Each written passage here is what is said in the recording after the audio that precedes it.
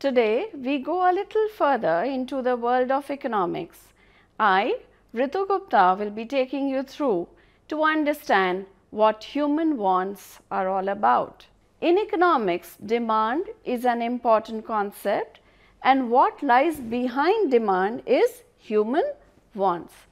Dear learners, in this lesson, we will learn about human wants, the meaning of wants, how wants arise and grow, satisfaction of wants, characteristics of wants, and how resources satisfy wants. Also, we shall know about economic and non-economic wants, how wants expand and change with development, and also about the Indian philosophy of limiting our wants. In our daily life, we see that different people are engaged in different types of activities. For example, some people are engaged in farming, some work in offices, some are selling vegetables, some are having different types of shops, some are running factories, and so on.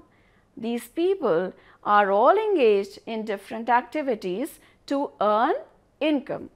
They have to earn income because they have to satisfy so many wants. To earn income, people use resources which are either man-made or natural, and wants are unlimited, but the resources are limited, or what we call in economics as scarce. It's time now for us to understand what wants are. It is human nature to want many goods in life. There would be an endless list of such wishes. Let us call these wishes as desires. One may desire a good house, a car, a computer, good food, decent clothes, and so on. How can one get all of these? One may have these things if one has the money. If one does not have enough money, then only one or two of these, or maybe none of these, could be used. Which of our desires are to be fulfilled depends upon our capacity to pay, or what we call as the purchasing power. That is why not all our desires can be met, since we need money to satisfy them. The desires which are backed by money and the willingness to purchase may be called wants. A beggar may desire to have a car, but this desire cannot be called a want as it is not backed by adequate money. However, if a rich man desires to have a car and is willing to purchase it, the desire can be turned into a want. So, desire for a good or service needs money to purchase or the willingness to purchase that good, and then only it becomes the want for a good or a service. It's important now to understand how wants arise and grow. Wants are a part of our living. They arise with the birth of man.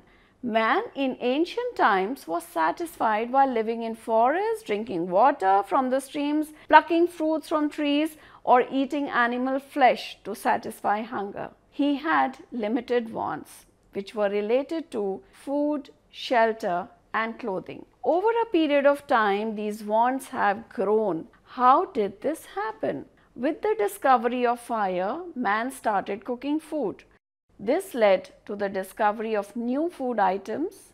Man's taste grew and expanded. A large variety of foodstuffs came into existence. Today, you can find different varieties of food items having different tastes, colors, and shapes. In order to live better, man discovered and invented new items of clothing as well. Man has evolved from unstitched animal skins and tree leaves to a variety of clothes.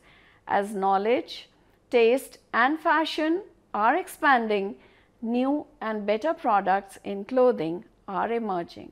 In a similar manner, need for housing has also undergone a tremendous change.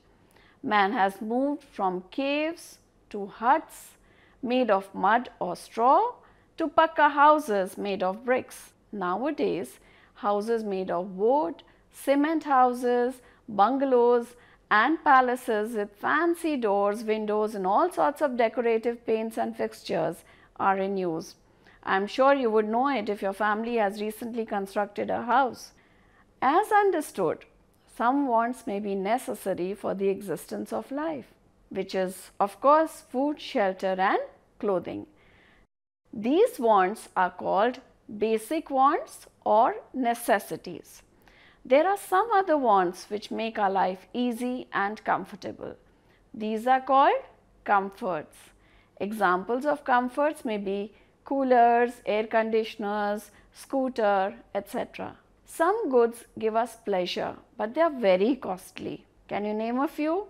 Yes, luxurious cars, diamond jewelry, and all such goods which are items of luxuries are luxurious goods. How do we satisfy our wants? Wants can be satisfied by goods and services being used.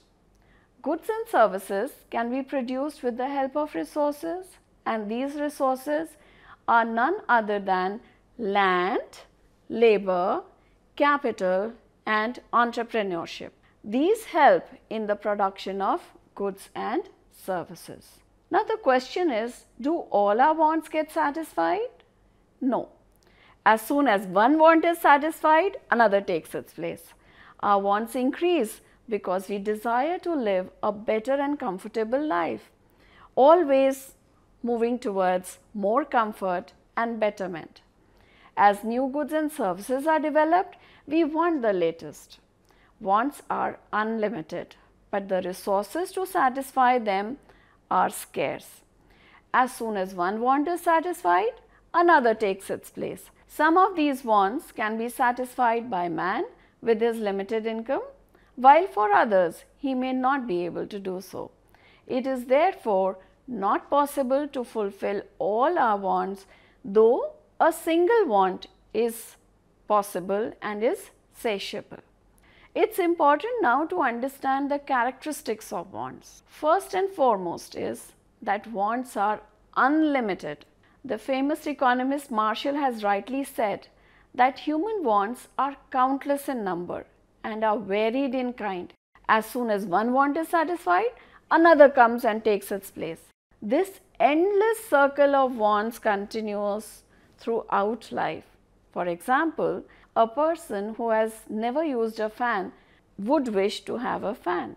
When this want is satisfied, he would wish to get an air cooler and a scooter. Once these wants are satisfied, he would wish to have an air conditioner and a car and so on. So wants, as we can see, never come to an end. The second characteristic of want is that a single want is satiable. That means it can be satisfied. When we take each want separately, each one of them can be satisfied. It has rightly been said that there is a limit to each particular want. For example, if a man is thirsty, he can satisfy his thirst by taking 1 or 2 or 3 glasses of water, and after that, even if you offer, that person will not take. So no more water is wanted at that point of time. So every want is satiable at a particular point of time. This brings us to the third characteristic of wants, which is some wants arise again and again. We can call this as the recurrence of wants. If one want is satisfied, then the same want may arise again after a certain period. It's simple. We eat food and hunger is satisfied, but after a few hours we again feel hungry and we have to satisfy our hunger again with eating of more food. Therefore, hunger, thirst, etc. are such wants which recur and occur again and again. The fourth characteristic of wants is that wants have a varying nature. Wants vary with time, place and person. They are also influenced by many factors like income, customs, fashion, advertisement, etc. For example, we want medicines only when we are sick. Ice is needed in the summer season only. We need woolens even in summer at a place like Srinagar. Similarly, people have started using things like television sets, mobile phones, cars and many other luxury goods due to increase in their income and changes in fashion. Thus, we can say that wants have been found to vary and to multiply with the economic development of a country. I am sure if you sit down with a pen and paper, you can list many things which your parents were not using, but you are using now because your wants have expanded. The fifth characteristic of wants are that present wants are more important than future wants. Present wants are definitely more important because the resources with a person are limited, and these limited resources are used for satisfaction of present wants. A person does not worry much about his future wants because future is uncertain and less urgent. For example, providing money for the education of children in the present is more important than providing money for old age security in future. The sixth characteristic of want is that wants change and expand with development. A simple example to show how wants are changing is our telephone. Earlier in the rural areas, there were not many telephones, but today the telephone has become a necessity for everybody for keeping in touch with their near and dear ones. People using telephone earlier are now using, you've guessed it right, mobile phones. They want more and more facilities in their mobile phones, such as a good camera, internet, and all the applications. How are resources used to satisfy wants? Earlier also we have dealt with that wants are satisfied with the use of goods and services. To produce these goods and services, resources are used. With ever growing wants, we have been making greater use of resources. These resources can be either natural or man-made. As earlier also specified, all resources can be classified into 4 different heads, which is land, a natural resource, labor, also to some extent a natural resource, capital, a man-made resource, and entrepreneurship, again a man-made resource. For the production of wheat, we use land, for example, and along with it we also need labor, tractor, pump sets, etc. Tractor and pump set be capital. Farmer, who is the entrepreneur because he organizes all these factors and fertilizers in this process, is also involved. So, production of wheat involves the use of resources. Similarly, production of all other goods and services also involves the use of resources. Are these resources unlimited like our wants? Certainly not. The resources that we use to satisfy our endless wants are limited or scarce. With development, new goods are invented, which leads to further increase in our wants, but the resources do not increase accordingly, and this may exhaust our resources before they can be replaced. So, in one way, even though economic development is good, we need to understand that our wants need to be limited because our resources that can be used to satisfy these wants are limited. You know, there are 2 kinds of wants, economic and non-economic. The wants that can be satisfied by goods and services are called economic wants. A few things that we want are not purchased from the market by paying a price. Such wants are called non-economic wants. For example, we want air to breathe, rainwater for agriculture. There are also other activities which we actually do not purchase from outside. Mother cooks food, yes, it is non-economic. But if a lady cooks food to sell it outside or to sell it in the market, then it is an economic want being satisfied. So, when we want a maid to cook, it is our economic want, but if the food is cooked by mother, it becomes a non-economic want. Never take your mother's cooking for granted. Man's ever growing and changing wants leads to many inventions and discoveries. which results in new and better quality of goods and services. So, this is a positive impact of wants, that new research and discovery comes by due to the ever expanding wants. Do you know that there is an Indian philosophy regarding wants, and our Indian philosophy believes in limiting our wants. Our wants are unlimited, but our resources to satisfy these wants are limited. Hence, if we keep our wants as unlimited and growing, we will not be able to satisfy all of them with our limited resources. This will naturally give rise to a lot of dissatisfaction. But on the other hand, if we limit our wants, we will be able to satisfy most of them with our limited resources, and this will give us more and more satisfaction. And this is the Indian philosophy. The Indian philosophy has always been to limit our wants so that we feel satisfied in life.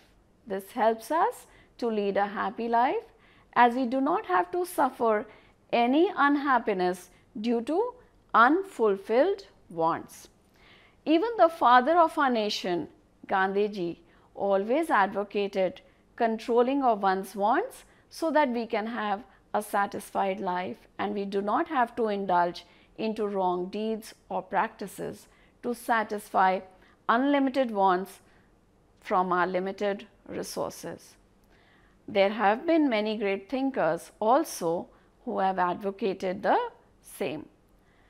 I hope this PPT presentation of wants helps you understand the basics of economics. In today's PPT, we have dealt with human wants, the various human wants that may arise, basics, comforts, luxuries, different characteristics of wants, and how it is important to limit our wants to remain happy and satisfied. All the best, viewers and learners, and I hope that this treatment of human wants gives you a very strong foundation in economics.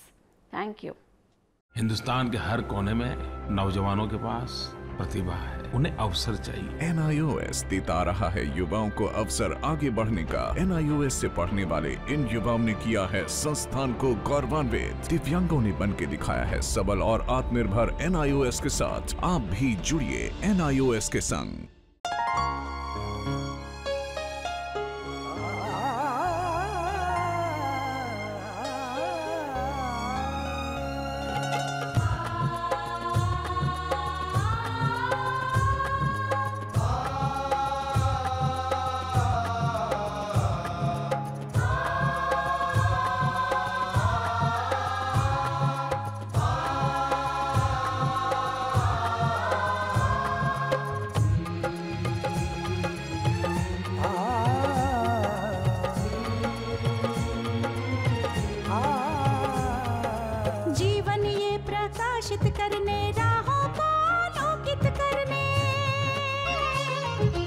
जीवन ये प्रकाशित करने, राहों को आलोकित करने, हम अपना दीपक स्वयं बने, हम अपना रास्ता स्वयं चुने।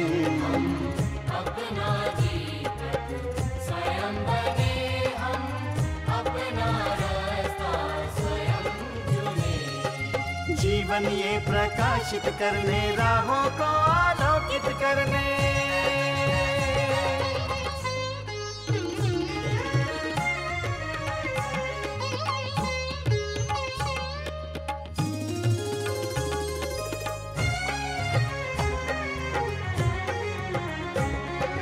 धन साधन समय की सीमा से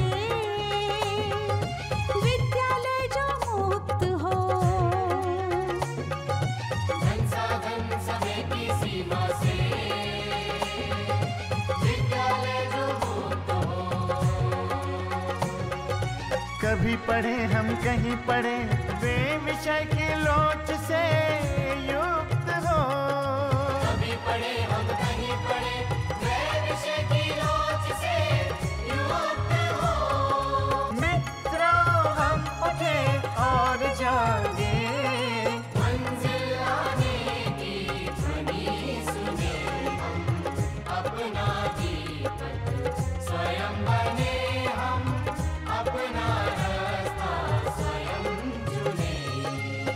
बनिए प्रकाशित करने, राहों को आलोकित करने।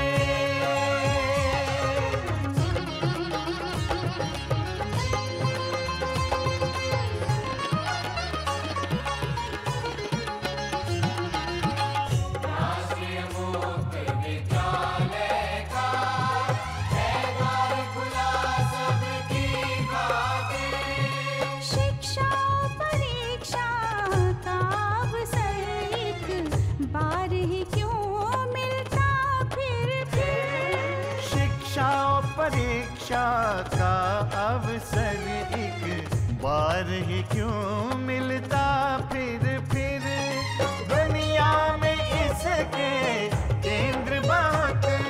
कोई मन चाहा केंद्र चुने, हम अपना जीत स्वयं बने, हम अपना रास्ता स्वयं चुने।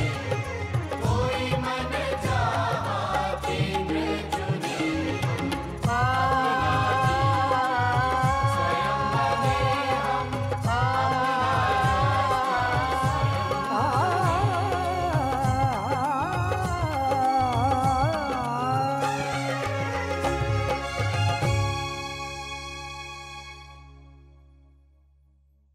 हिंदुस्तान के हर कोने में नौजवानों के पास प्रतिभा है, उन्हें अवसर चाहिए। NIOS देता रहा है युवाओं को अवसर आगे बढ़ने का। NIOS से पढ़ने वाले इन युवाओं ने किया है संस्थान को गौरवान्वित। दिव्यांगों ने बन के दिखाया है सबल और आत्मनिर्भर। NIOS के साथ आप भी जुड़िए NIOS के संग।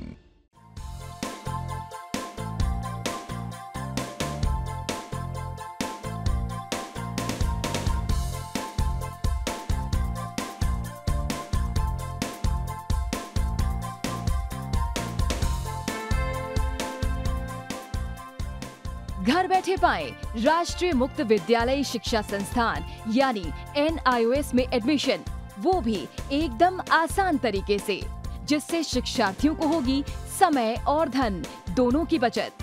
NIOS से शिक्षा कभी भी कहीं भी। शिक्षार्थियों, क्या आप जानते हैं NIOS में एडमिशन लेने का सरल और सुगम तरीका, जिससे शिक्षार्थियों को ऑनलाइन प्रवेश लेने में सहूलियत मिलती है। NIOS में प्रवेश की प्रक्रिया पूर्णतया ऑनलाइन है। शिक्षार्थी घर बैठे इंटरनेट द्वारा प्रवेश के लिए सबसे पहले NIOS की वेबसाइट www.nios.ac.in पर लॉगिन करें। अपना ईमेल आईडी और पासवर्ड डालकर अपना पंजीकरण करें। पंजीकरण के बाद लॉगिन करने पर ऑनलाइन प्रवेश हेतु आवेदन पत्र खुलेगा। आवेदन पत्र को निर्देशानुसार भरें और प्रिंट आउट लें। इस प्रिंट आउट पर अपनी फोटो संलग्न करें। ऑनलाइन प्रवेश के लिए शुल्क हेतु भुगतान के तरीके हैं: क्रेडिट कार्ड के द्वारा, डेबिट कार्ड के द्वारा, राष्ट्रीयकृत बैंक के ड्राफ्ट के माध्यम से, जो कि सचिव NIOS नई दिल्ली या नोएडा के पक्ष में देय हो।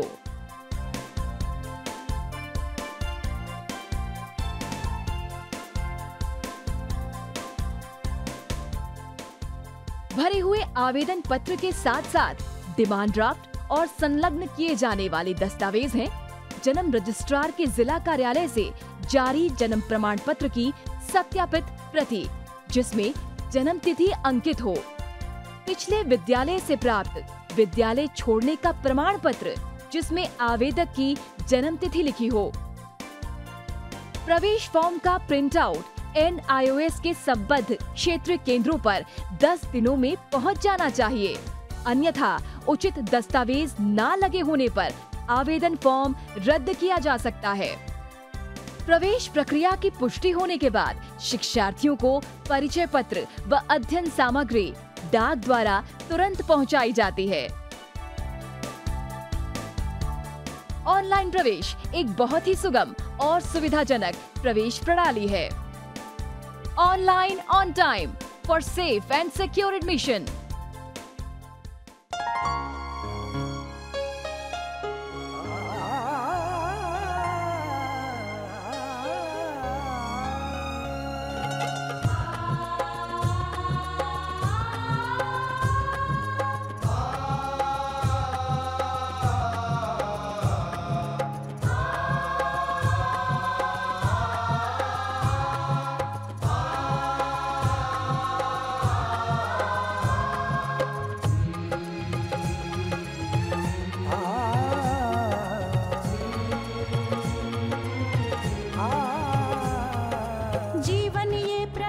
प्रकाशित करने, राहों को आलोकित करने। जीवन ये प्रकाशित करने, राहों को आलोकित करने। हम अपना दीपक स्वयं बने, हम अपना रास्ता स्वयं चुने। अपना दीपक स्वयं बने, हम अपना रास्ता स्वयं चुने। जीवन ये प्रकाशित करने, राहों को आलोकित करने।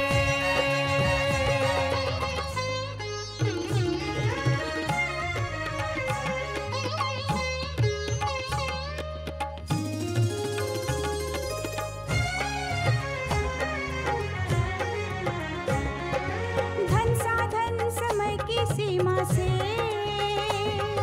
विद्यालय जो मुक्त हो, धन साधन समय की सीमा से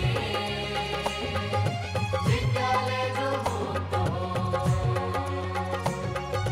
कभी पढ़े हम कहीं पढ़े, वे विषय की लोच से युक्त हो। कभी पढ़े हम कहीं पढ़े, वे विषय की लोच से युक्त हो।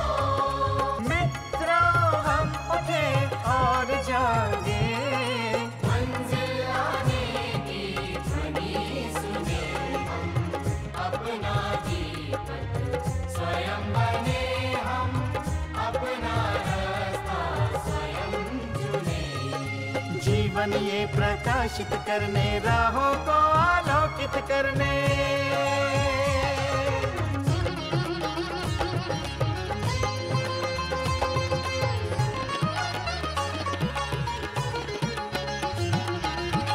राष्ट्रीय मुक्त विद्यालय का है द्वार खुला सबकी खातिर। शिक्षा परीक्षा का अवसर एक बार ही क्यों मिलता फिर। शिक्षा और परीक्षा का अवसर एक बार ही क्यों